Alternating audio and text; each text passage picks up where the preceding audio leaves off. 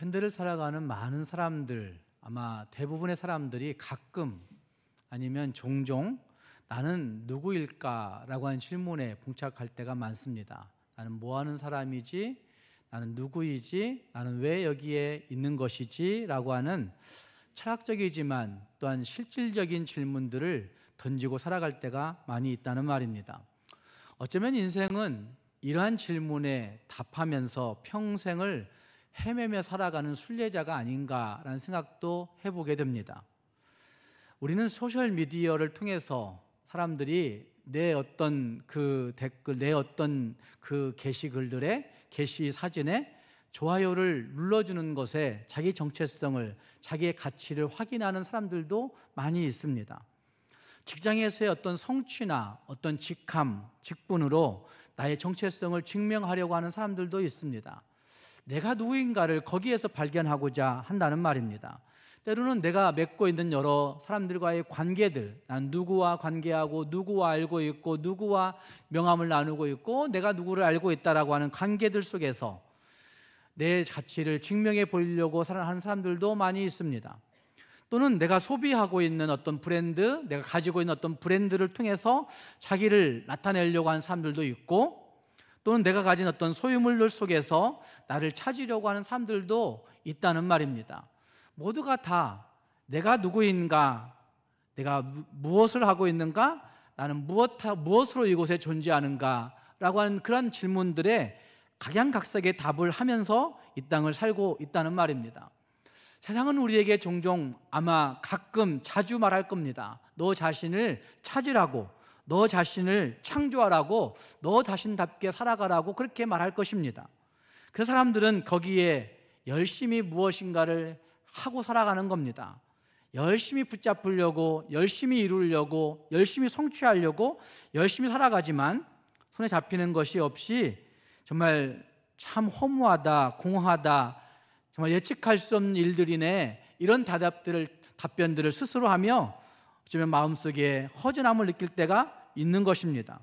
어떤 사람들은 과거의 실패와 수치심에 발목이 잡혀 허덕이는 사람들도 있고, 어떤 사람들은 타인의 평가라고 하는 거울에 자기 자신을 비춰보면서 그 비춰진 자기 모습 때문에 어떤 때는 기뻐하기도 하고 어떤 때는 만족하기도 하지만 어떤 때는 불안해하고 어떤 때는 두려워하면서 살아가는 일들도 종종 있는 것을 보게 됩니다.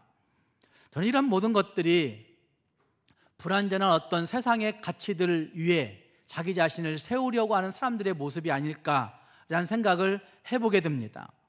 불완전한 감정에 무엇인가를 세우려고 하는 것이고, 덧없는 세상의 평가에 그것을 세우려고 하는 것이고, 변덕스러운 사람들과의 관계 속에 자기 자신을 증명해 보이려고 하는, 결국은 마태복음 7장이 이야기하고 있는 모래 위에 성을 쌓고 있는 사람들의 모습이 오늘 우리의 모습이 아닌가 하는 생각들을 해보게 된다는 말입니다.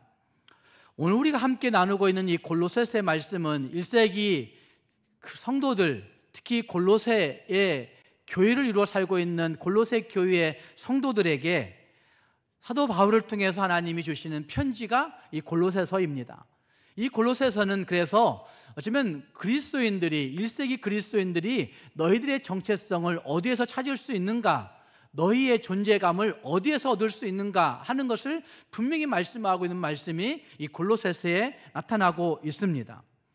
어쩌면 1세기의 그리스도인들 뿐만 아니라 현대인들의 깊은 방황 가운데 있는 그 모습들을 본다고 한다면 현대인들에게도 우리 영혼의 닻을 내릴 수 있는 진짜 내 모습을 알려주는 책이 골로새서라고 말할 수가 있다는 말입니다.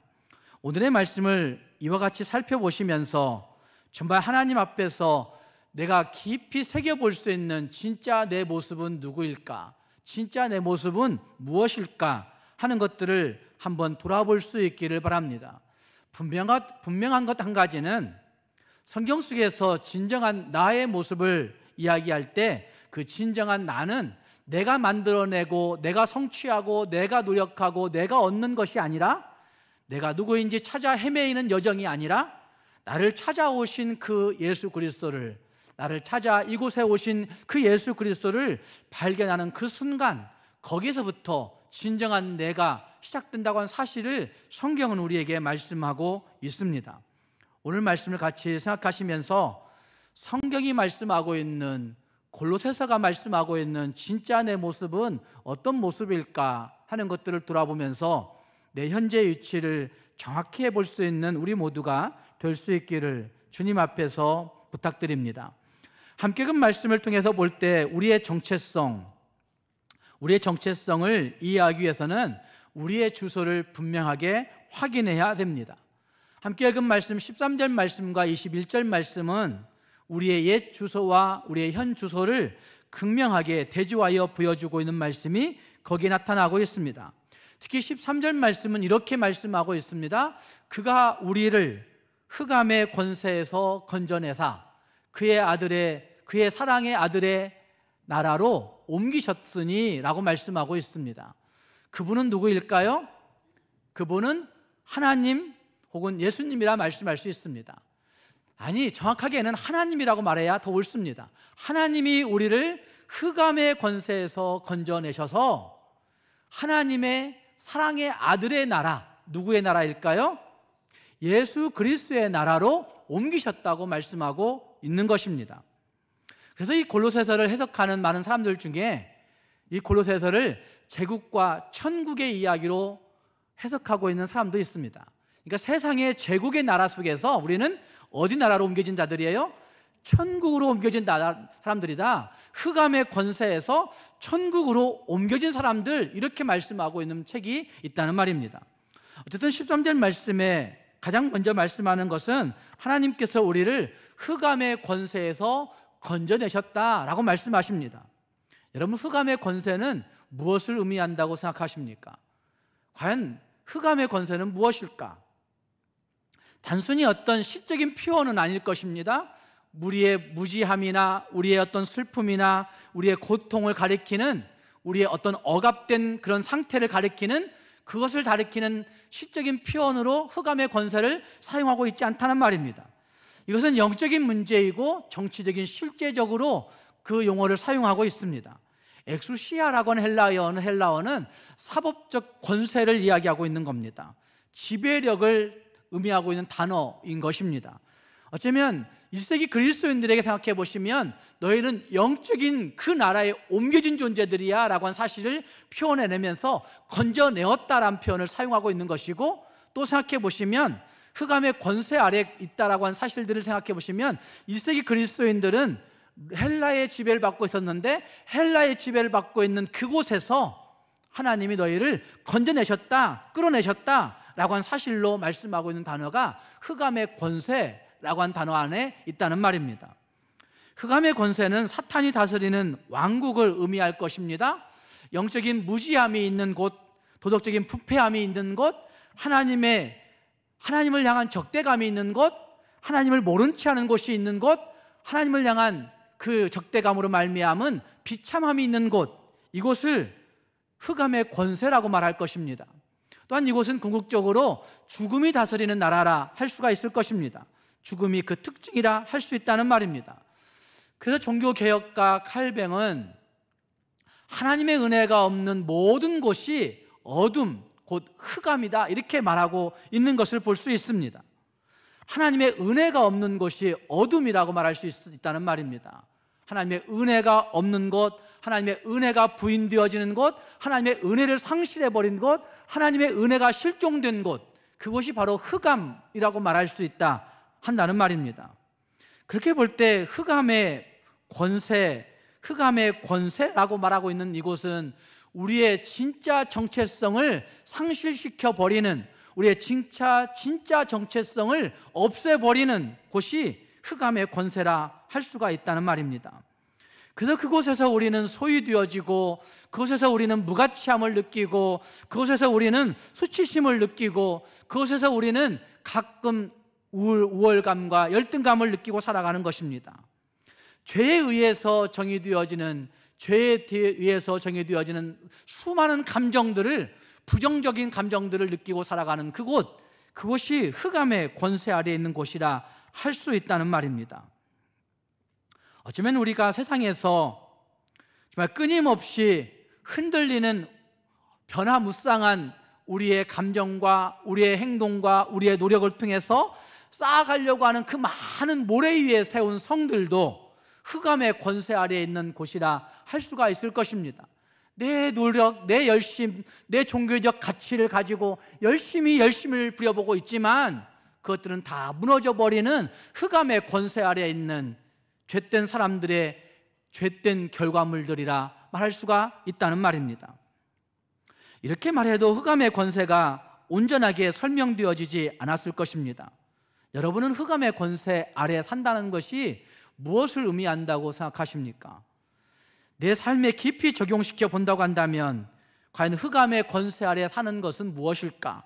사탄이 지배하는 나라, 사탄이 다스리는 나라라고 얘기할 때 사탄이 다스리는 그 가치관, 그 법을 따르는 삶의 문제는 과연 무엇이라고 이야기할 수 있을 것인가? 여러분, 우리의 일상에서 흑암의 권세가 지배하는 그 모습들은 과연 무엇이라고 여러분은 생각하십니까? 저는 이것을 성과 지향의 기반성 속에 있는 성과 기반의 지향성 속에 있는 우리의 정체라고 생각합니다. 어쩌면 우리는 인생을 살아가면서 내 가치를 성과를 내려고 열심히 살아가는 것이죠. 내 가치를 성과에서 얻어내려고 하는 것입니다. 어쩌면 내 성공에서, 내 능력에서, 내 학력에서, 내 외모에서 내가 증명하고 싶어하는 그 모든 것들 속에서 어쩌면 우리는 내 정체성을 찾고 살아간다는 말입니다. 그런데 그 성과 기반의 정체성은 결국 흑암의 권세 아래에 있는 사람들의 특징이라 말할 수가 있다는 말입니다. 왜냐하면 그것이 있어야 내 가치를 인정받는 것 같아요. 그것이 있어야 내 가치가 존중받는 것 같아요. 그래서 우리는 그 성과, 성공, 내 학력, 내 외모, 내 외형적인 것들을 통해서 사람들이 나를 인정해 주는 것이구나 라고 느끼게 된다는 말입니다. 가끔은 사람들이 나를 알아봐 주지 않네? 라고 생각하며 실패감을 느끼고 무가치함 속에 수치감을 느끼는 일도 있는 것입니다. 성과 기반의 정체성 속에, 성과 지향의 정체성 속에 살고 있는 우리들의 현 주소라 말할 수 있을 것입니다. 또 한 가지 흑암의 권세 아래 살아간다는 것은 비교와 경쟁 속에 살고 있는 우리들의 모습이라 말할 수 있습니다.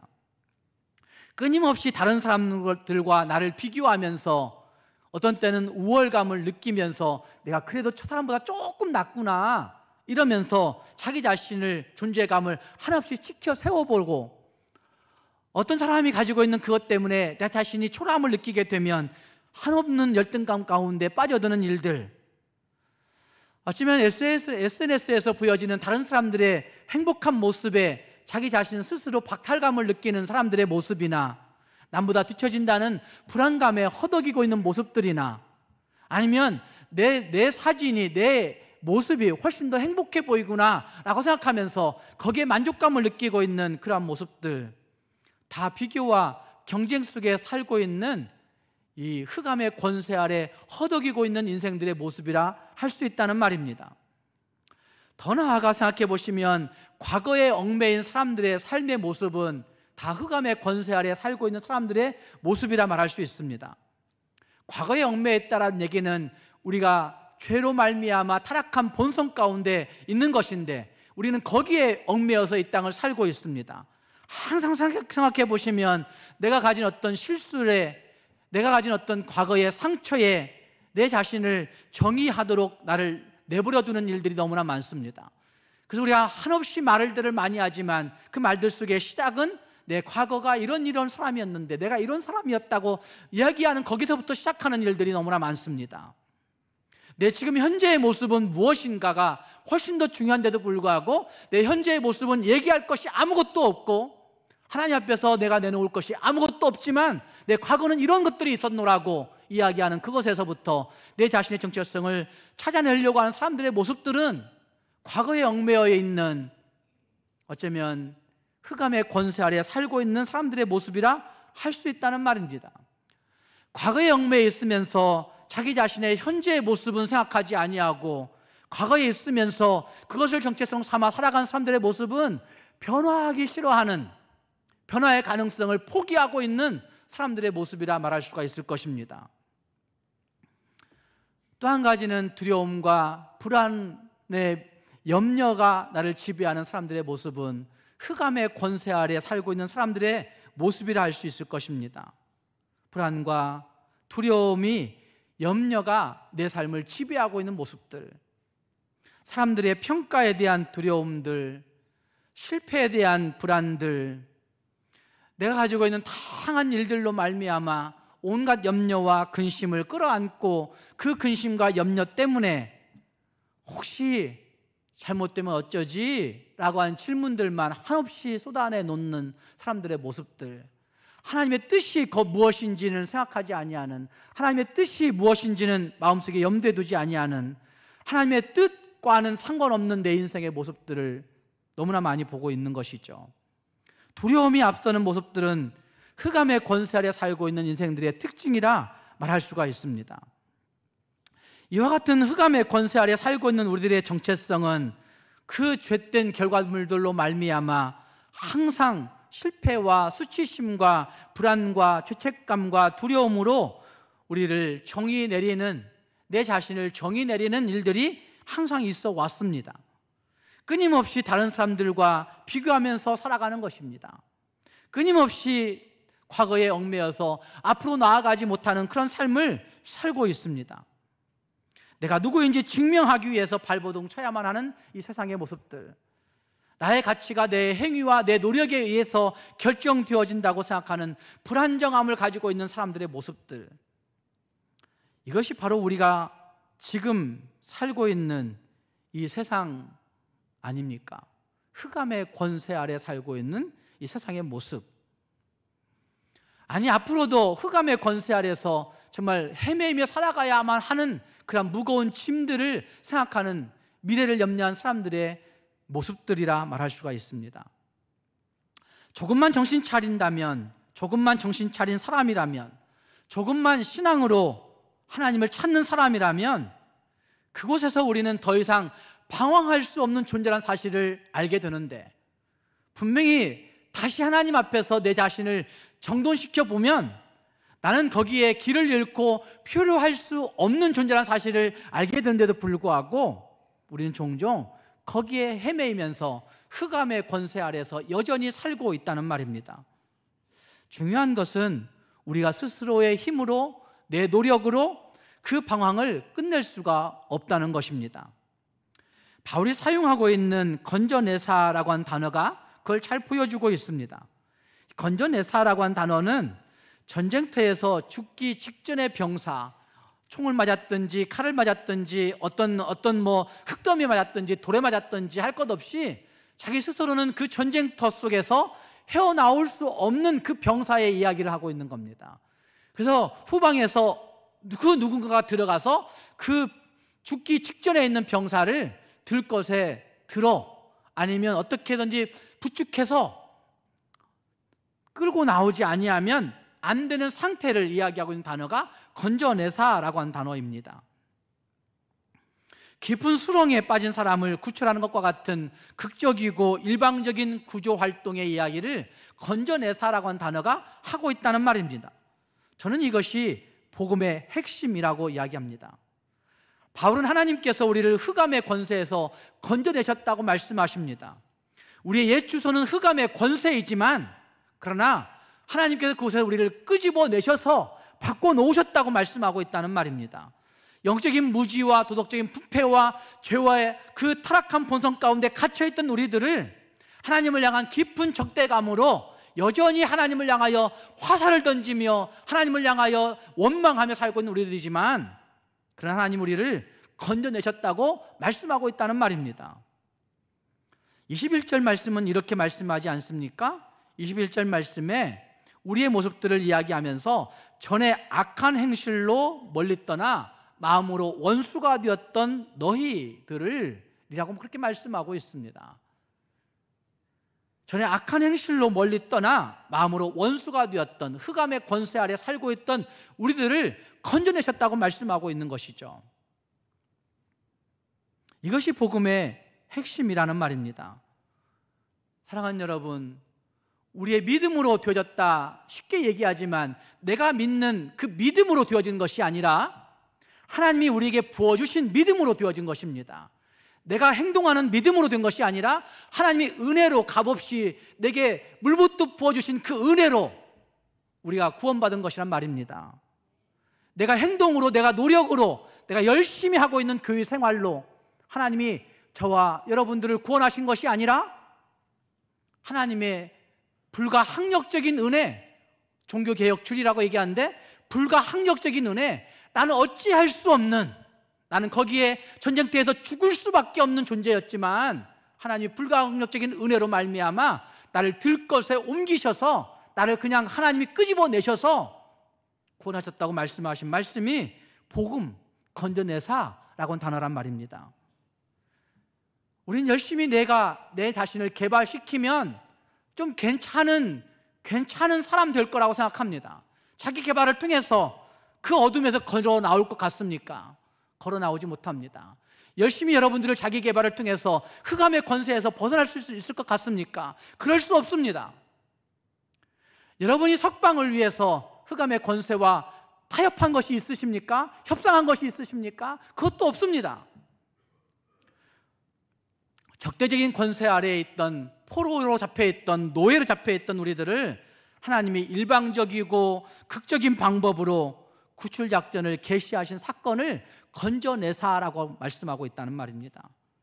그렇기 때문에 교회에 나온 모든 성도들은 인간의 자랑거리가 아무것도 없어야 됩니다. 내가 옛날에 뭐 했는데 뭐 했으면 그게 어쩌자고요? 도대체 뭐 하자고요? 하나님 앞에 인간의 자랑거리가 아무것도 없어야 된다는 말입니다. 그 가랑의 모든 근거를 제거하시고 하나님이 우리를 조건적인 은혜로, 불가항력적인 은혜로 구원하셨다. 이게 기독교 복음의 핵심입니다. 사랑하는 여러분, 여러분은 어디에 위치해 계십니까? 여러분의 현 주소는 과연 어디이십니까? 하나님께서 우리를 흑암의 권세에서 건져내사 그의 사랑의 아들의 나라로 옮기셨으니 라고 말씀하십니다. 옮기셨다는 말씀은 한민족 전체를 새로운 땅으로 이주시켜 놓은 것을 의미합니다. 그래서 그곳에 시민권을 부여한 강력한 행위를 의미하고 있는 단어가 옮기셨다라고 하는 단어입니다. 그래서 제국에서 어디로 옮기셨어요? 천국으로 옮기신 거예요. 사탄의 제국에서, 흑암의 제국에서 우리를 예수 그리스도의 나라로 옮기신 거예요. 이게 잘 안 되는 부분입니다. 이게 우간다에 사역하는 김신환 선교사가 그 나라를 좀 바꿔보려고 열심히 애를 썼습니다. 그런데 그들이 바꿔지지 않습니다. 여전히 몸 팔고 여전히 가난에 그냥 숙명으로 늙이고 살아가는 일들이 그 흑인들에게 있습니다. 그래서 그 성경 공부 시키는 사람들에게 계속 얘기합니다. 정부 관료들에게 얘기합니다. 보건복지부 장관에게 얘기합니다. 행정부 장관에게 얘기합니다. 이 나라를 바꾸려면 정말 그 모범적으로 하고 있는 나라를 벤치마킹 해야 된다고, 한국의 건강보험 제도를 벤치마킹 하라고, 한국의 요양보호 제도를 벤치마킹 하라고 수년 전부터 얘기해서 벌써 한 8, 9년 전에 그 보건복지부 장관과 그 행정관료들이 와서 한국의 건강심사평가원 그리고 뭐 건강보험관리공단 이런 데 찾아가서 열심히 배웠습니다. 그리고 돌아가서 그것을 실시해요. 전국을 어떻게 실시해요? 그러니까 안 되니까 캄팔라 수도에서 한 차로 3시간 정도 떨어진 그 비포장도로 같은 도로를 갑니다. 적도를 가로질러 가는 도로인데 그렇게 가면 음바라라고 하는 제2의 도시가 있고 음바라라 옆에 40만 명을 이주시킬 수 있는 엄청난 큰 도시를 만들 계획을 세웠습니다. 그래서 지금 이미 그것이 한 3년 정도 시행이 되었고 그 40만 명 정도를 그 주변 도시, 음바라라가 제2의 도시인데 그 음바라라 주변에 있던 사람들이나 뭐 어느 나라에서 이렇게 넘어온 뭐 이주민들이나 이런 사람들을 다 모아가지고 40만 명을 그 새로운 신도시에 집어넣습니다. 그리고 그 도시는 계획도시입니다. 그리고 그 계획도시 안에 들어가면 그곳에는 우리나라처럼 건강보험 제도가 있습니다. 완벽하게 보장된 건강보험 제도, 늙으면 요양보호도 할 수 있는 그런 제도를 구축한 그런 도시를 만들었습니다. 그리고 그것을 시험해 보고 있는 겁니다. 지금 우간다에서. 옮기셨다는 말을 제가 생각하면서 그 도시와 같다 생각합니다. 40만 명이라고 하는 엄청난 인구가 그 도시 안에 들어가면, 거기에 정말 그 시민이 되어지면, 그들의 소속이 변경되어지면, 그들은 정체성이 흑인이라 할지라도 난민이라 할지라도 이민이라 할지라도 할 것 없이 그곳에 들어오기만 하면 그곳에서 완벽한 보장을 받는 진짜 빛의 나라, 소망의 나라, 죽음의 나라가 아니라 생명의 나라로 옮겨졌다고 말할 수가 있는 곳이 그곳에 있습니다. 어쩌면 옮기셨다는 말씀이 세상적으로 비유해 보자면 이런 것과 같다고 저는 생각합니다. 단순히 주소를 변경한 정도가 아니라, 단순히 국적을 변경한 정도가 아니라, 소속의 변경의 문제가 아니라 정체성의 완전한 변경을, 완전한 전환을 이루어서 그것이 진짜 빛의 나라, 생명의 나라, 사랑의 나라, 용서의 나라 가운데 서게 했다 한 사실을 옮기셨다라고 하는 단어가 보여주고 있다는 말입니다. 그래서 14절 말씀은 이것을 이렇게 말씀하지 않습니까? 그 아들 안에서 우리가 속량, 곧 무엇을 얻었어요? 죄사함을 얻었도다, 이렇게 말씀하고 있습니다. 누구 안에서? 그 아들 안에서, 그 예수 안에서 우리가 속량, 곧 죄사함을 얻었도다 라고 그렇게 말씀하고 있다는 말입니다.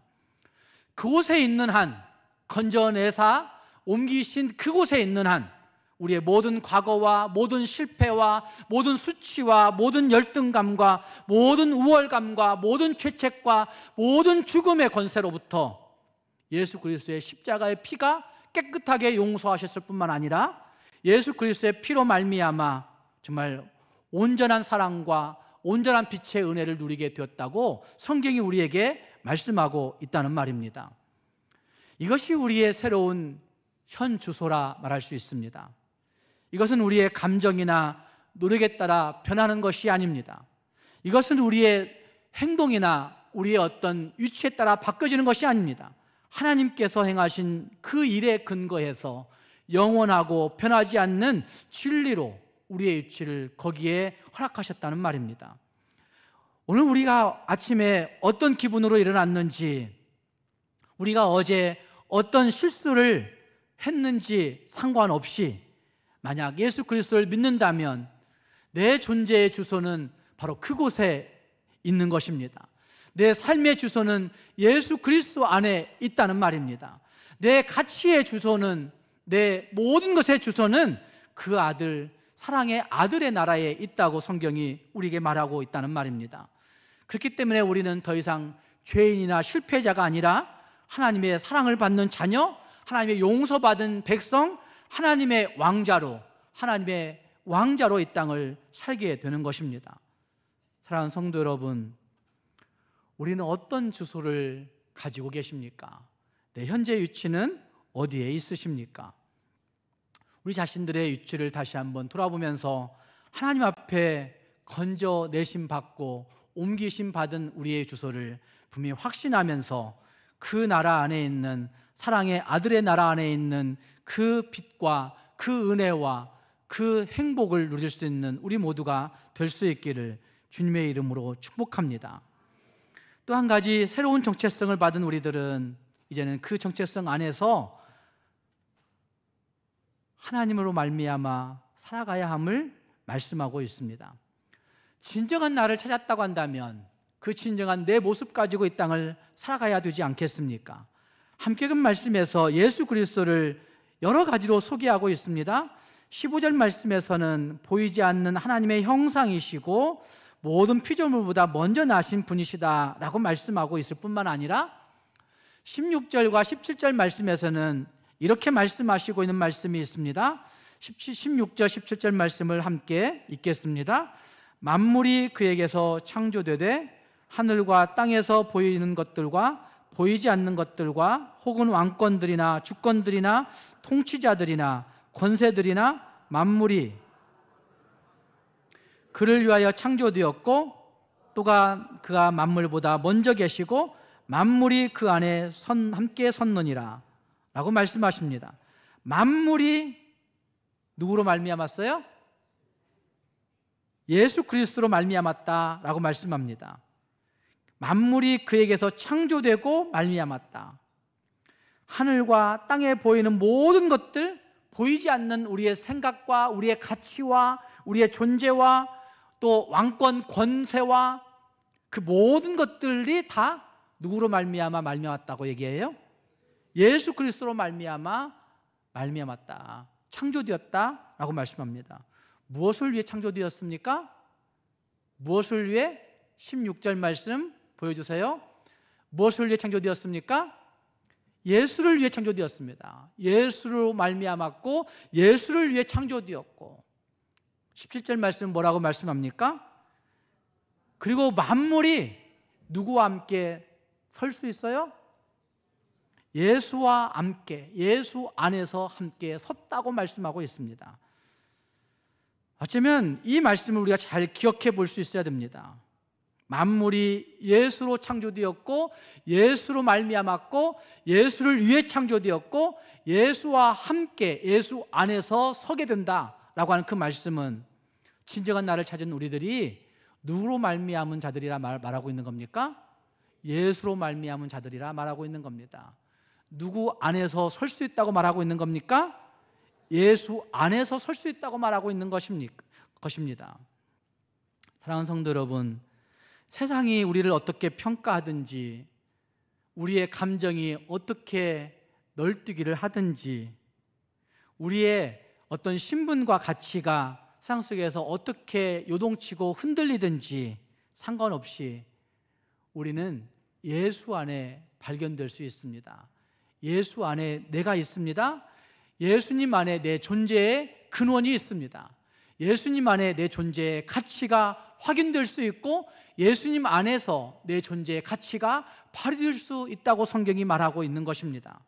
사랑하는 성도 여러분, 예수 안에서 발견될 수 있는 우리 모두가 될 수 있기를 바랍니다. 예수 안에서 내 존재 가치를 확인하고 살아갈 수 있기를 바랍니다. 그렇게 살아가게 될 때 정말 예수 그리스도로 말미암아 복음의 소망 위에 흔들리지 않는 삶을 살게 되는 것입니다. 사랑하는 성도 여러분, 우리 모두가 다시 한번 물어볼 수 있기를 바랍니다. 나는 누구인가? 나는 무엇하는 사람인가? 진정한 내 모습은 무엇일까? 한번 생각해 볼 수 있기를 바랍니다. 하지만 세상 속에서 나를 발견하고자 애를 쓰지 마시기 바랍니다.